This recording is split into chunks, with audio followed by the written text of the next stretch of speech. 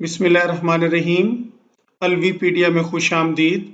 ये English literature MCQs की series है और इसमें हम वो MCQs डिस्कस करेंगे जो इंग्लिश लिटरेचर के मोस्ट इम्पॉर्टेंट MCQs हैं, जो CSS, PMS, लेक्चरशिप और इंग्लिश के दीगर इम्तिहानात में बार बार पूछे जाते हैं।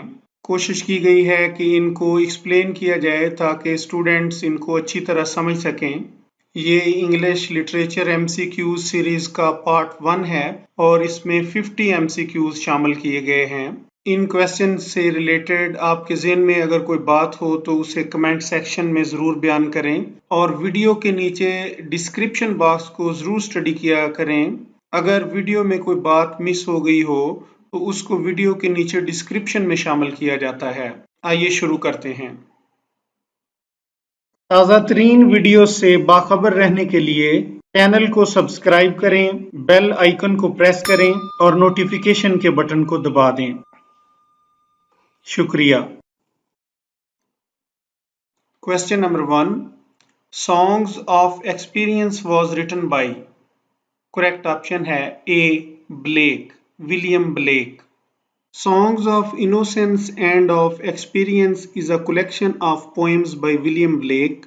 Songs of Experience इसका सेकंड पार्ट है जिसमें 26 पोएम्स हैं। Question number 2, The Prelude was composed by. Correct option है Wordsworth.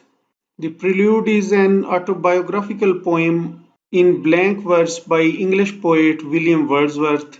ये बहुत ज़ाती नोयत की नज़म है जिसमें विलियम वर्ड्सवर्थ ने अपनी ज़िंदगी से मुतल्लिक़ काफ़ी चीज़ें बयान की हैं। प्रल्यूड लफ्ज़ का मानी इब्तदा, आगाज़ या पेश ख़ैमा है। Question number 3, a woman of no importance is a dash by Oscar Wilde. Correct option है comedy. A woman of no importance Irish drama निगार ऑस्कर वाइल्ड की कॉमेडी है। Question number 4, George Eliot and T.S. Eliot are brother and sister, contemporary writers, modern poets, D not related. तो इसमें correct option D है, not related. कई जगह पर इसका कंटेम्प्रेरी राइटर्स लिखा है, लेकिन जॉर्ज इलियट विक्टोरियन इरा की पोएट और नावलिस्ट है जो 1880 में जिसकी डेथ हो गई थी, जबकि T.S. इलियट 1888 में पैदा हुआ, यानी 8 साल बाद पैदा हुआ। इनमें कोई खास रिलेशनशिप नहीं है। Which writing includes the manifesto of romantic poetry. Correct option है lyrical ballads. Lyrical Ballads is collection of poems by S.T. Coleridge and William Wordsworth. It was first published in 1798, the appearance of which is often designated by scholars as a signal of the beginning of English Romanticism. Question number 6. Who does consider love as a transcending power handling all things into beauty? Correct option है B. Keats, John Keats. Transcending का मतलब होता है मावरा या बरतर। Transcend का meaning है बढ़ जाना, सबकत ले जाना या गालब होना। To Keats, beauty lies in truth and anything true is beautiful. He loves nature and his touch transforms everything into beauty. Keats ऐसी तखयलाती दुनिया तख्लीक करता है और ऐसे ख्वाब दिखाता है कि इंसान जिंदगी के तलख हकायक को भी भूल जाता है। जॉन कीट्स लव को, मोहब्बत को एक ऐसा जज्बा समझता है, एक ऐसी ताकत समझता है जो हर चीज को खूबसूरती में कन्वर्ट कर देती है। The rainbow is a novel written by. Correct option है D.H. लॉरेंस। द रेनबो एक कंट्रोवर्शियल नावल था and it was banned in Great Britain because of the sexual nature of its contents. The earliest play written by Shakespeare according to Oxford Shakespeare 1588 is. Correct option है D. Titus Andronicus. Oxford university press ने William Shakespeare के काम को editions की शक्ल में शाया किया है और इसका नाम रखा है द ऑक्सफोर्ड शेक्सपियर। इसके मुताबिक विलियम शेक्सपियर का सबसे पहला ड्रामा टाइटस एंड्रोनिकस है It is a fictional story of Titus, a general in Roman army जो 10 साल तक बहुत ज्यादा लड़ाइयां लड़ता रहा. It is Shakespeare's bloodiest and violent work. Who wrote The Pilgrim's Progress? Correct option है जॉन बनियन.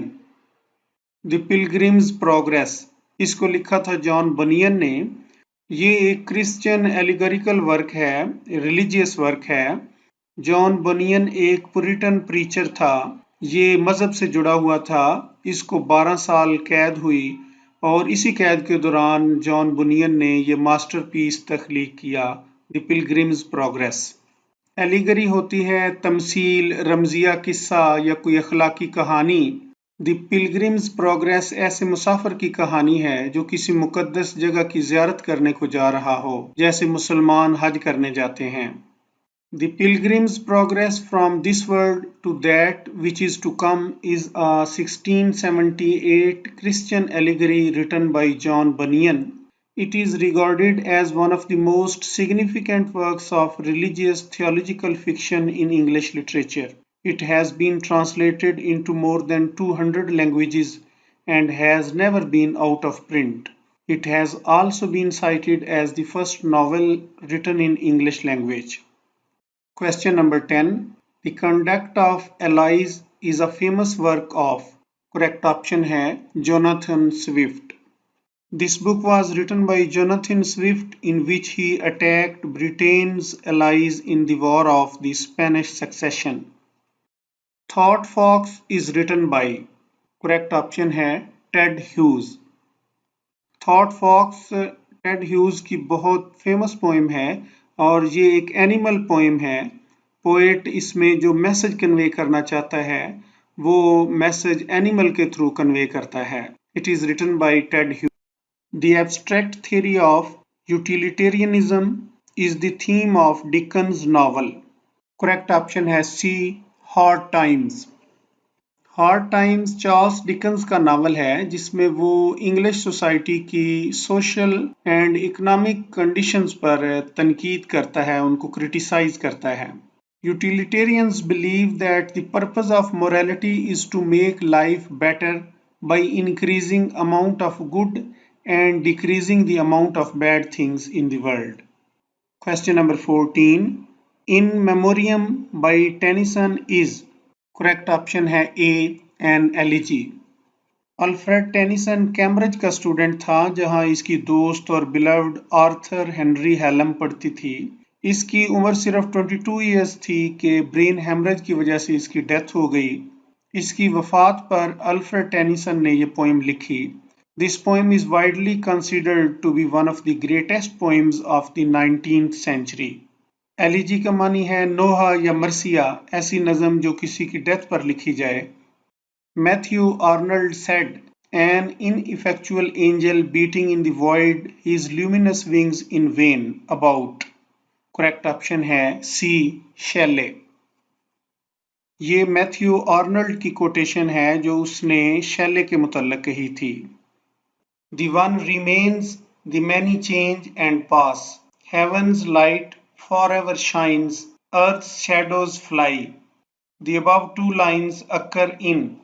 Correct option है Shelley's Adonais. जॉन कीट्स अंग्रेजी अदब का एक अजीम शायर और रोमांटिसिज्म मूवमेंट की एक अहम शख्सियत था. उर्दू शायरा परवीन शाकर ने जॉन कीट्स को शायर जमाल कहा है.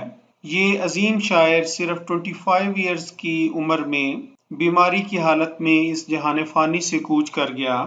इसकी डेथ पर इंग्लिश पोएट पी.बी. शेले ने एक नज़म तहरीर की. ये एक मर्सिया और नोहा है जिसे इंग्लिश में एलिजी कहते हैं. इस पोएम का नाम एडोनाइस है. एडोनाइस एक हेब्रियू यानी यूनानी जबान का लफ्ज है जिसके मानी है माई लॉर्ड. ये लफ्ज खुदा की अजमत और शान के लिए बोला जाता है. Name the character of a novel of Thomas Hardy which is much like Oedipus, King Lear and Faust. Correct option है A. Tess.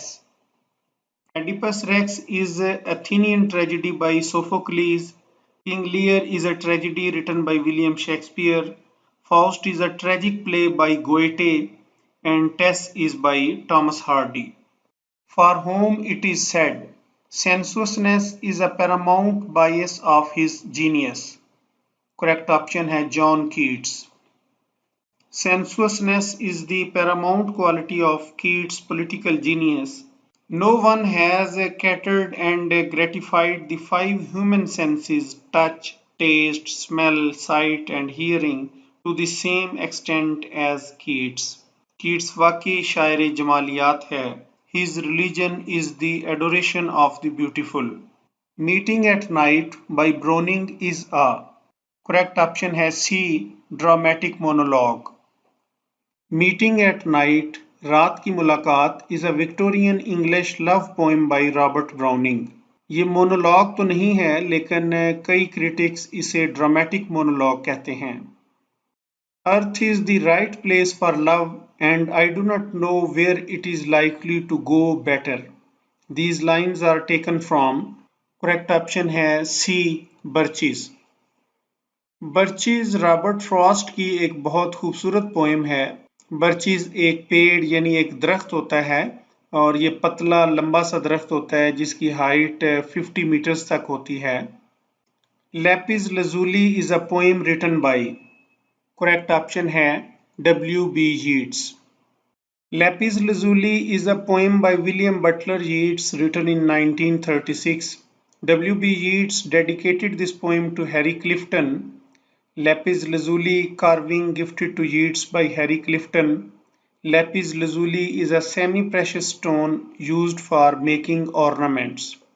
Lapis lazuli William Butler की पोएम है जो 1936 में लिखी गई.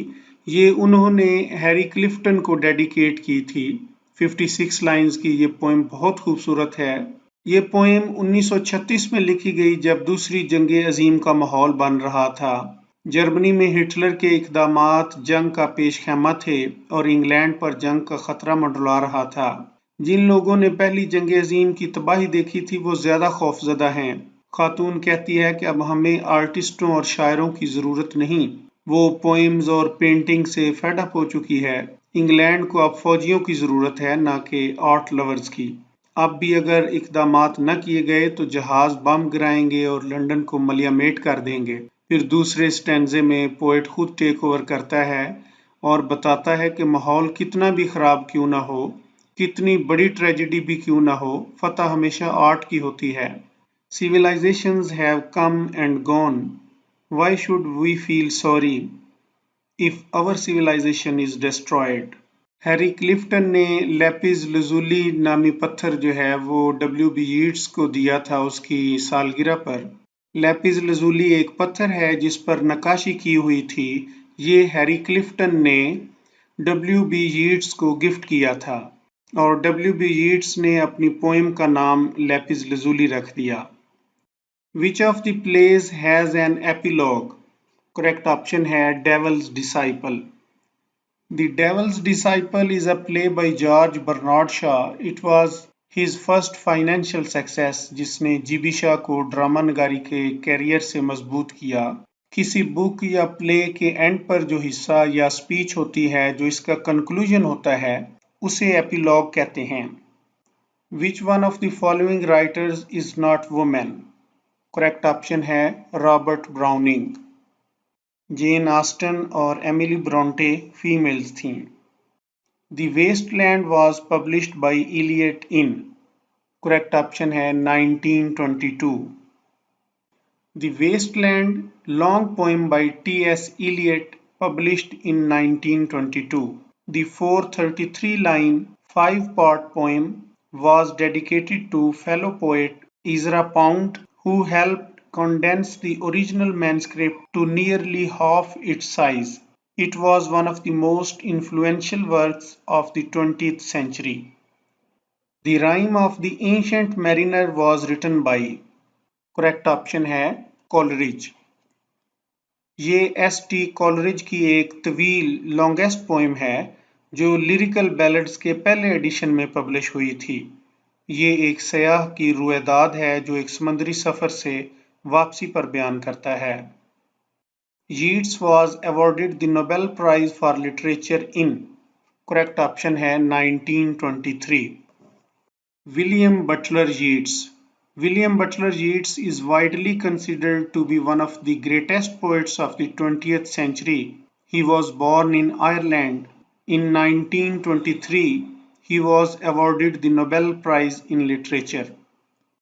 Whose work is called mock utopia? Correct option है Swift's. Utopia का लफ्ज़ आपने कई मर्तबा सुना होगा। उर्दू में हम इसे ख्याली या मसाली दुनिया कहते हैं, यानी ऐसी दुनिया जहां सब अच्छा हो। चूंकि ऐसी जगह कहीं वजूद नहीं रखती, चनांचे इसके लिए तंजिया पैराए में ख्वाबों की जन्नत या यूटोपिया की इस्तिलाह इस्तेमाल होती है। ये इस्तिलाह 16th सेंचुरी के मशहूर अंग्रेजी राइटर टॉमस मूर ने वज़ा की थी और इस उन्वान से एक नावल यूटोपिया भी लिखा था। टॉमस मूर से पहले अफलातून प्लेटो ने अपनी फेमस बुक रिपब्लिक में भी ऐसी ही मिसाली रियासत का जिक्र किया है। Gulliver's Travels as a mock utopia. Gulliver's Travels explores the idea of utopia, an imaginary model of the ideal community. Swift incorporates the key concepts of Plato's and Moore's utopias into his own narrative. Hence, Gulliver's Travels can be regarded as a mock utopia. A Winter's Tale by Shakespeare is a correct option है comedy. One of Shakespeare's final plays, The Winter's Tale, is a romantic comedy with elements of tragedy. Preface to Shakespeare is written by, correct option है C, Dr. Johnson. Preface to Shakespeare doctor Samuel Johnson की book है। Doctor Johnson ने Shakespeare के plays को 9 साल तक study किया और इसके बाद इसका क्रिटिसिज्म प्रीफेस टू शेक्सपियर की शक्ल में दिया है। A pioneer in psychological analysis in fiction is, correct option है G Eliot, George Eliot. George Eliot was an English novelist, poet, journalist, translator, and one of the leading writers of the Victorian era. Eliot was not a psychologist. She didn't have even the knowledge required by a psychologist, yet she is called the first modern novelist since her approach is psychological. She is the pioneer of psychological fiction. Her sharp analysis helps her to come nearer to the truth of human nature, motives and impulses. George Eliot कोई बाकायदा psychologist नहीं थी, लेकिन उसका गहरा तज्जिया, उसकी नफ्सियाती approaches उसकी तहरीरों में झलकती है।